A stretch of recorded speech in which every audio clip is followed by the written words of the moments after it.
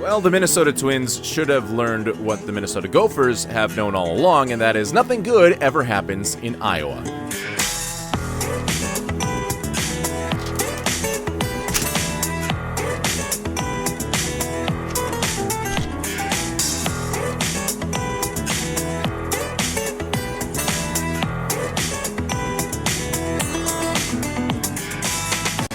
Well, hello and welcome to the Twinkie Town Tavern, where the beer is cold, the Twins talk is hot, and our stools are always open. I'm your host, Josh Kolojeski, inviting you to grab a drink, pull up a chair, and let's talk about the Twins losing the Field of Dreams game 7-1 against the Philadelphia Phillies.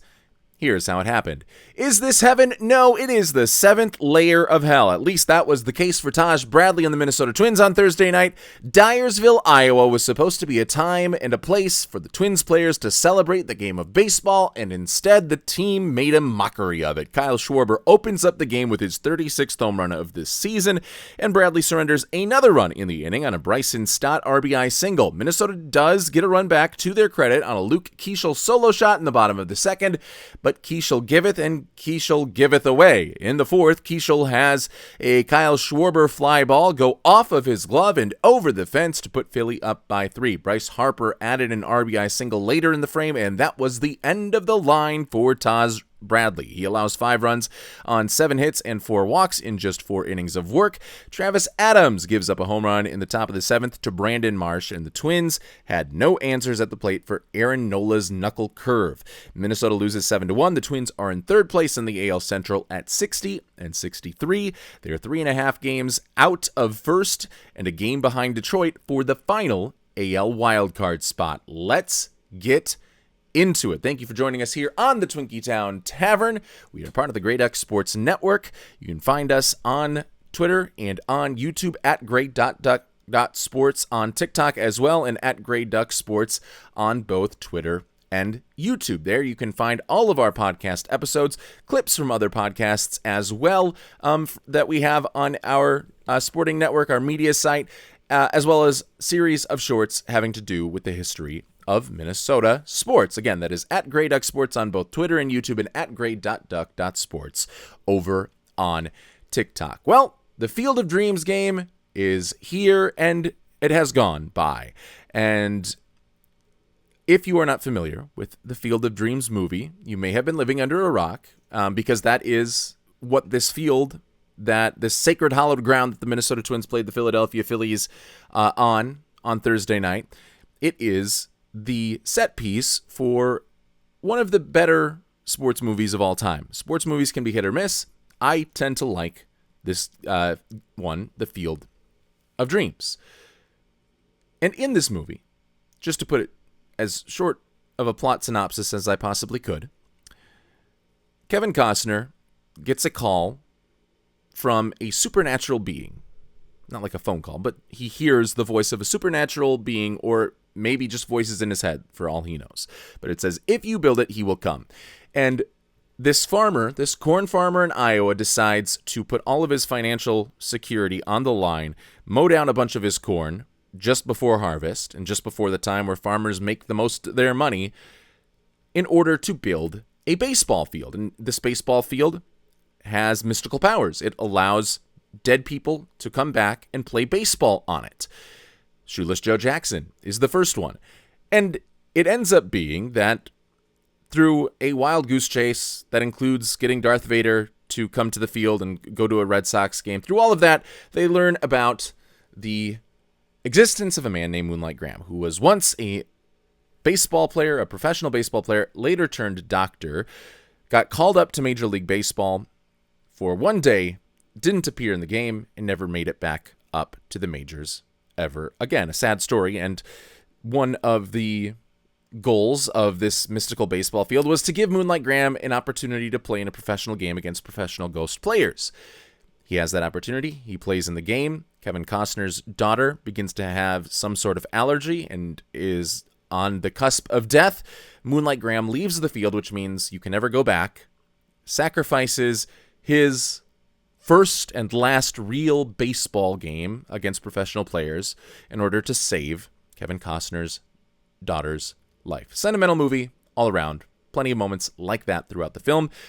And one of the things that Moonlight Graham says, his piece of wisdom for Kevin Costner, is, we just don't recognize the most significant moments of our lives while they're happening. Back then I thought, well, there'll be other days. I didn't realize that was the only day. Hopefully the Minnesota Twins have an opposite philosophy, and that they realize that there will, in fact, be other days, and that this day is one that they can forget, and that this becomes one of the most insignificant moments of their 2026 season while it was happening. They want to go in the opposite direction of Moonlight Graham. Do not remember this day ever again. Put it in the back of your mind. Erase it. What was that SpongeBob episode? Forget everything you know except fine dining and breathing. Forget everything you know about the Field of Dreams if you are a Minnesota Twins player, because that was an awful game. The only really good thing that happened at any point during the Field of Dreams game, I guess we can call it the Field of Nightmares for our purposes, but the only thing that was good that happened yesterday, if you're a Minnesota Twins fan, is that Byron Buxton got a hit and obviously came off of the injured list in order to play this game.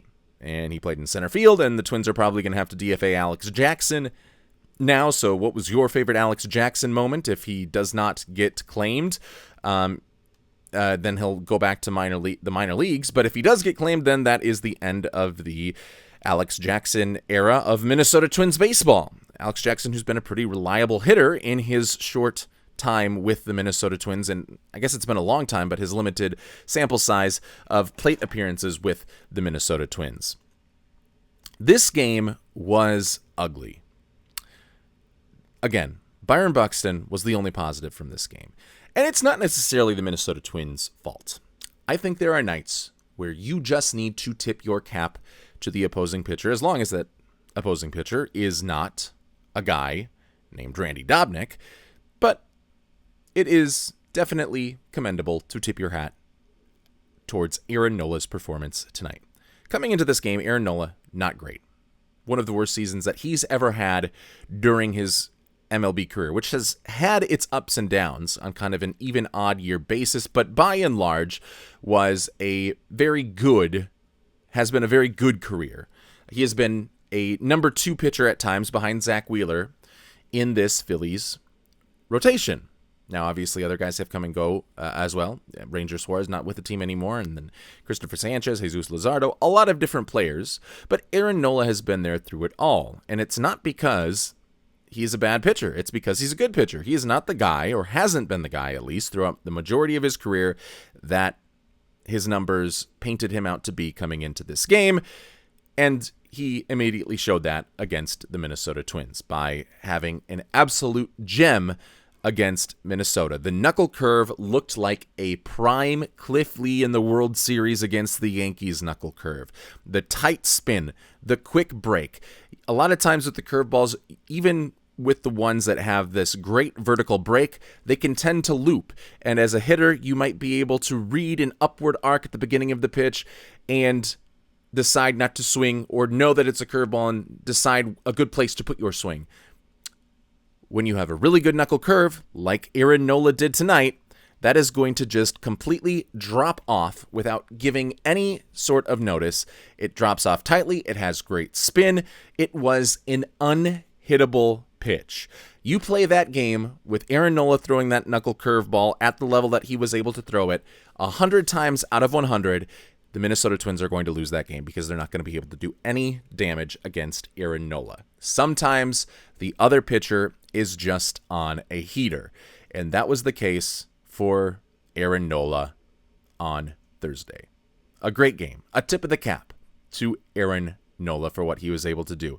And the Twins had some opportunities early in this game, and really throughout the game, against Aaron Nola, where they were able to get runners on base with the bases loaded, and then Josh Bell strikes out on a knuckle curve, or Royce Lewis is not able to get the job done, and he strikes out on this unhittable knuckle curve.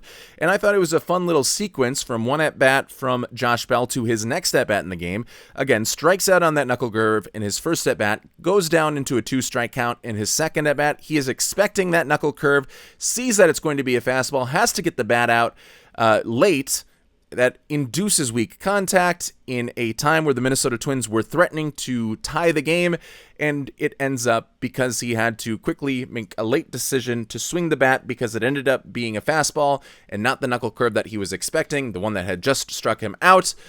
The late swing leads to weak contact and leads to the Philadelphia Phillies getting out of a jam, and really that was one of the last threats that Minnesota had against Aaron Nola in this game. When another pitcher has that pitch working for him, as well as Aaron Nola had his knuckle curve working for him, you are going to have a tough day at the office.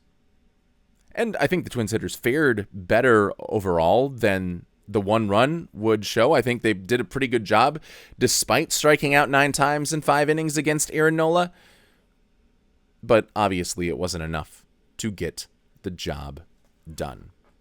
I don't think this necessarily negates what we said yesterday after Minnesota's win over the Baltimore Orioles, where they had 14 hits, and we said the offense is fully back. I don't think this performance negates that, because good pitching is going to beat even the best hitting lineup in the American League every single time.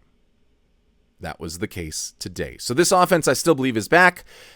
It just ran into a buzzsaw that was Aaron Nola. And don't let, again, his numbers fool you. He is a good pitcher, or at least has the capability to be a good pitcher. A guy that did have some success at the plate against Aaron Nola was Luke Keaschall. A home run, a double, just a good day all around. He was responsible for the only Twins run in this game with that solo shot in the second inning. He had a good game, with the caveat being that he had a good game at the plate, and at the plate alone. Luke Keaschall needs to find a home somewhere in this Twins defense. And it cannot be in the outfield. And it cannot be at second base. It might just have to be that Royce Lewis, who we spent a ton of time this season in the middle of the year teaching to play first base so that he could be your everyday first baseman more often than not, well, Royce, you might now have to move back over to third or over to second. And it might be Luke Keaschall's time to just be placed at first base and play there for the rest of his major league career, or at least for the rest of his Minnesota Twins tenure, because by God, the defense looks abysmal. You can't take his bat out of the lineup with as hot as it has been recently, and we mentioned the numbers yesterday if you want to go ahead and take a look at our Twinkie Town Tavern show from the other day. But you can't afford to have him defensively in right field or center field, which he has had starts at this year in emergency sorts of situations. You can't have it. Today, yes, you're not going to give him an error for that Kyle Schwarber home run, the second one of the game, that Keaschall ranges back to the track to the wall and has it go off of his glove and over. That was going over no matter what, unless Luke Keaschall was able to make a clean catch. And it's not as if he was doing a Gary Matthews in 2006 sort of catch. It's not as if he had to make that sort of play in order to record the out, and he wasn't able to.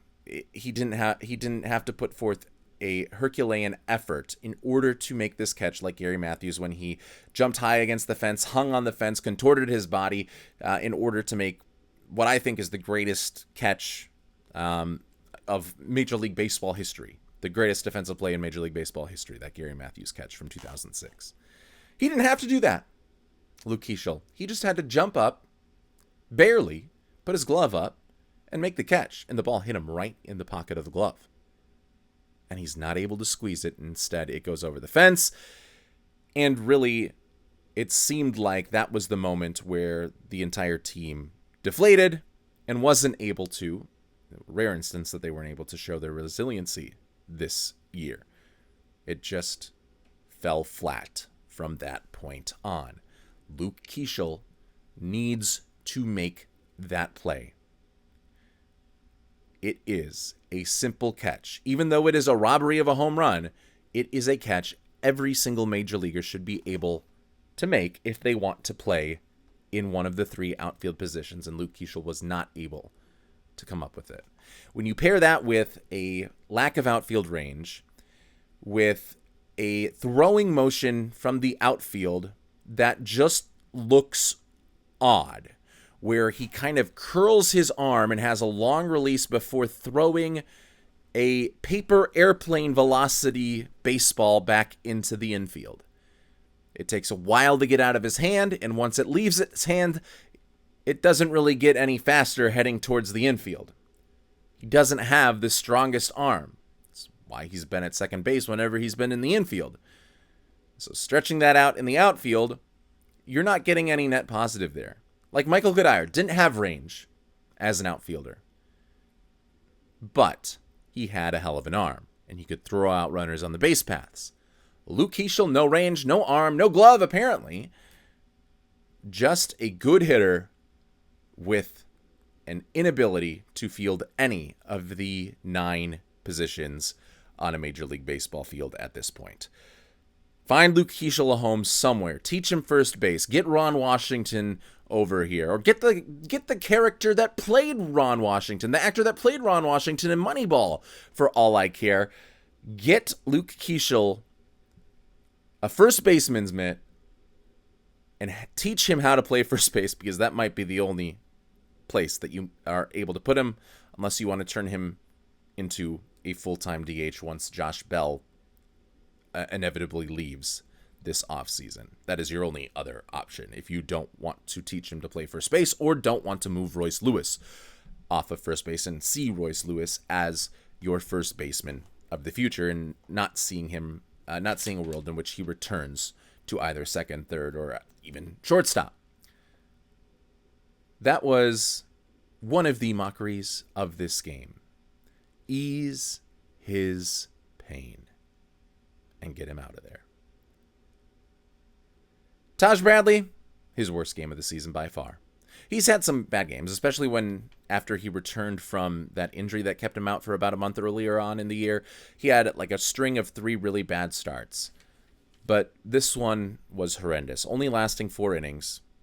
It was the thing you worry about when you trust Taj Bradley in a big spot, and that is the control not being there, the balls being left up, and the balls being hit hard. He still has the strikeout stuff. He still has the pure stuff. He's never going to lose that on a given night. But if he can't control his stuff, then it doesn't matter how good it is. And with the 4 walks, the 7 hits, and just 4 innings, it was an abysmal night for Taj Bradley, who was unable to go the distance or even go half of the distance in this 7-1 loss to the Philadelphia Phillies. A lot of different pitches that he uses, and when he's not able to locate them, then it is look out cornfields. Thankfully, there was nobody that was, there's no stands in the outfield in Dyersville, Iowa, or else we might have had some fan injuries from the line drives that were being hit over the fence off of Taj Bradley and Travis Adams in this game. And a performance like this has to make you second guess whether or not you trust Taj Bradley in a playoff game. And I'm not going to go as far as to say that I don't trust Taj Bradley. I think if you're the Minnesota Twins, you don't really have a choice. You have to trust Taj Bradley, especially with Joe Ryan being a question mark with his injury. Taj Bradley could be your game 1 starter if Joe Ryan, and there's no reason to think he won't return, but in the case that he doesn't return or he gets an injury and re-aggravates it, then Taj Bradley is likely your game 1 starter. And after Dean Kramer's performance against the Orioles earlier in the week, I had said that Taj Bradley is probably the better pitcher that you have between him and Dean Kramer, but you don't want to trust him in a potential elimination game, in a game 3 or a game 2. If you lost game 1, you don't want to throw him in there because you can have these blow-up starts. It is a hit or miss sort of pitcher that is Taj Bradley, and more often than not this year it's been hit. But tonight it was get hit and miss all your spots. Taj Bradley is going to have starts like these in random sort of intermittent spurts. And if it happens down the stretch here enough, and if it happens if the Twins make the postseason, then this team is in a little bit of trouble. I don't anticipate it continuing to happen. Taj Bradley has proven to me enough that he can bounce back from bad starts and go on another good run.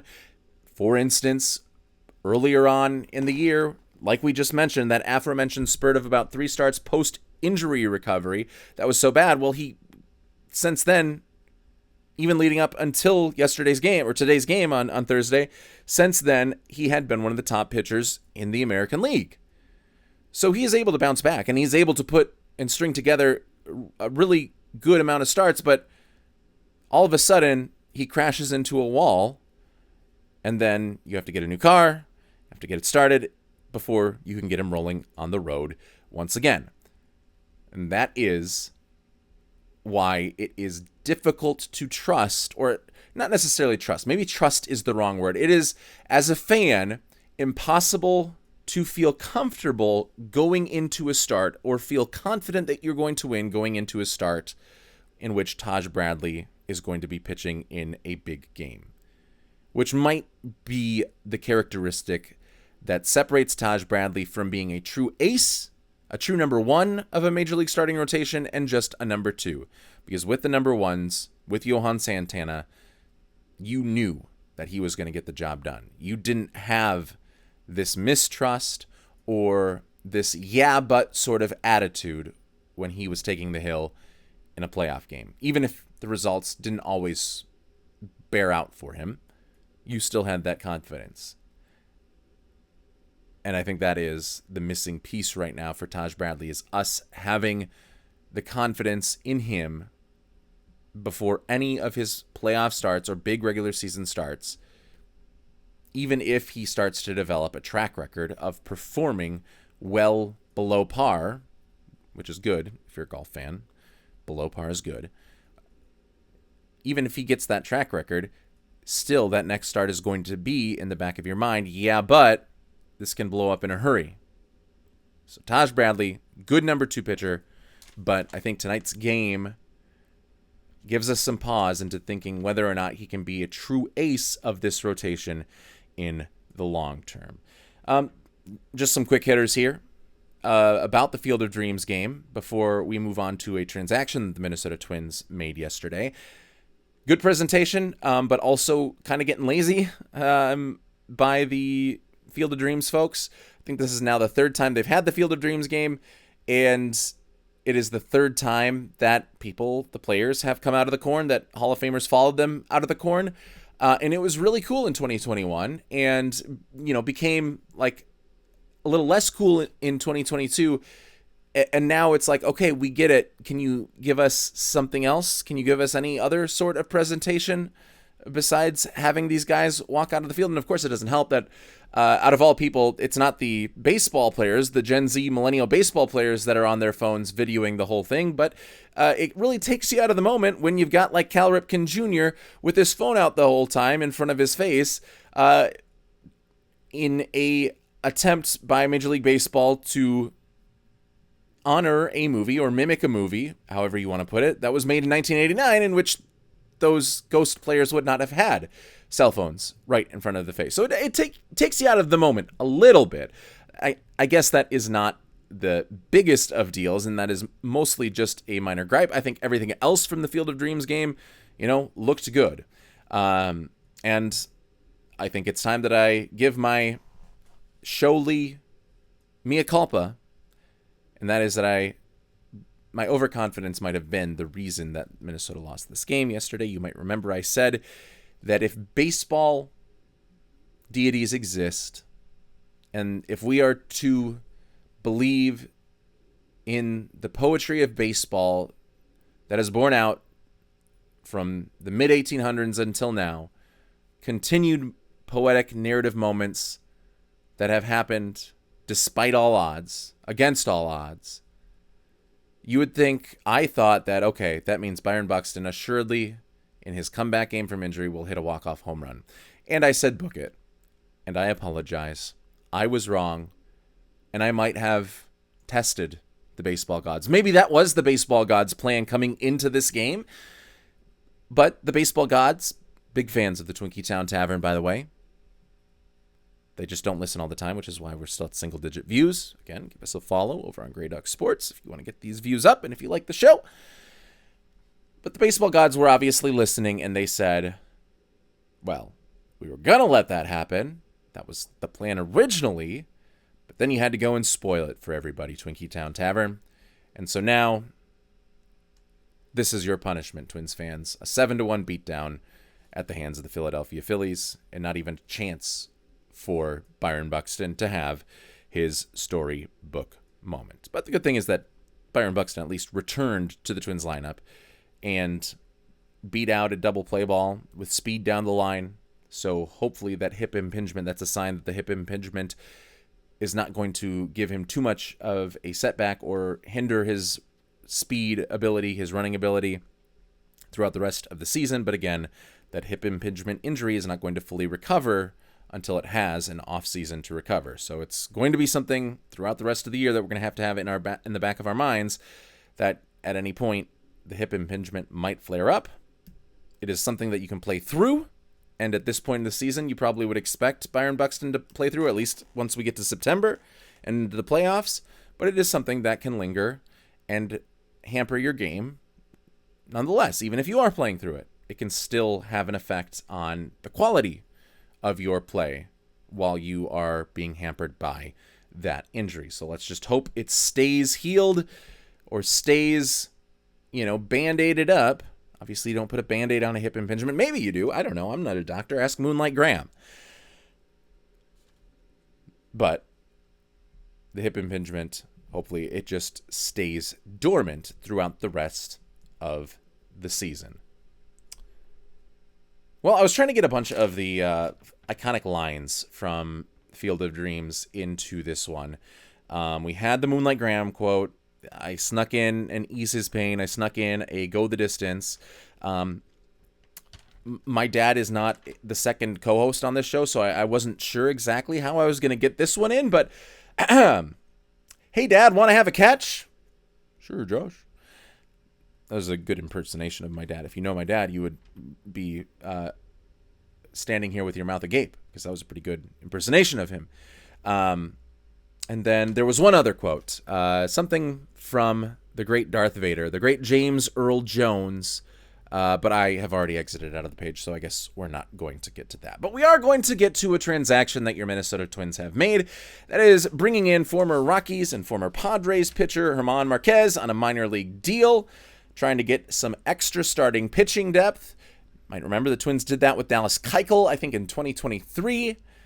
He didn't play in the postseason for Minnesota, didn't make the postseason roster, but just gave them some depth as they were dealing with some injuries to kind of just provide guys extra days off by pitching every 5 or 6 days. Maybe German Marquez ends up being that guy for the Minnesota Twins down the stretch this year, if he is able to make it to the major leagues after his minor league, if he's able to perform well in the minor leagues and then make it up to the major leagues if some of these pitchers start to go down, or in Connor Prelip's case, get shut down, which is coming probably before the start of September if he remains in the starting rotation and is not moved to the bullpen. German Marquez, the numbers on him, not great. Negative WAR this year, 4-2. For the win-loss crowd, the old boomer baseball will love that, but a 5.26 ERA, 13 games, 10 games started, 2 games finished. The fastball is well below average. The sinker is well below league average, and the changeup should not be a pitch that German Marquez includes in his arsenal anymore. That is how bad the changeup is. But the good news is he does have 2 above-average pitches, which is more than we can say about Bailey Ober. And if the Twins pitching staff can convince Marquez to dial back on the fastball, which he doesn't throw a majority of the time, but he throws a plurality of the time at 38%, more than any other of his pitches. If the Twins can convince him to dial it back and to ditch the changeup and to ditch the sinker, that slider curveball combo can have some success, can have some play. Rich Hill didn't have a great fastball, had a good breaking ball. his breaking ball is much better than German Marquez, but Rich Hill showed that you can make a long effective career, into your 40s even, by mainlining curveballs and sliders as your top pitches within your arsenal and having the fastball be a much less used sort of pitch. So maybe that's what the Twins are going to try to do here during the final 2 months of the season with German Marquez, is convince him to be slider, curveball heavy, and I think he could have some success as a arm saver for the Twins rotation, if not anything else, if not just some added depth in case somebody goes down with injury or in case Connor Prelip hits his innings limit. So I like the move. It's a no-risk move. We'll see if German Marquez even makes it to the big league levels. He could just spend the rest of the season in St. Paul, but you at least know you have the option there. If Zebby Matthews and Connor Prelip bite the dust in back-to-back games with injuries, you can quickly call up Mr. German Marquez. Again, not as like, oh, he's going to be here to save the day, but hey, at least it's not Mike Paredes or insert whatever other pitcher at the AAA level you would be very scared to see if he were to be called up for your Minnesota Twins. Well, the Twins are going to be off on Friday after losing their series opener, the rare mid-series off day. That, of course, to allow both the Phillies and Twins to get back into the Twin Cities. I don't know where the nearest airport in Dyersville is. Maybe they just have to walk through the corn and a portal opens back up to Target Field. But they get the day off on Friday. They will finish their series with games on Saturday and Sunday. On Saturday, it will be Jesus Luzardo going for the Philadelphia Phillies. He's 10-5 with a 3.32 ERA and 176 strikeouts this season. He will go up against Connor Prelip of the Minnesota Twins, 3-5, 4.79 ERA, and 88 strikeouts. That game is at 6:10 p.m. Then Sunday, the series finale, it'll be Andrew Painter of the Phillies, not having a great year, 2-8, 6.27 ERA, and 69 strikeouts, against Dean Kramer, who has been lights out in his 2 starts with the Twins. Overall this season, he is 2-4 with a 5.25 ERA and 47 strikeouts. That game will get started at 1:10 p.m., and we will recap the weekend series when we return on Monday. And that is going to be your last call for the Twins Talk this evening. Thanks for pulling up a chair, having a beer with us, and we will see you next time. We will see you on Monday on the next episode of the Twinkie Town Tavern.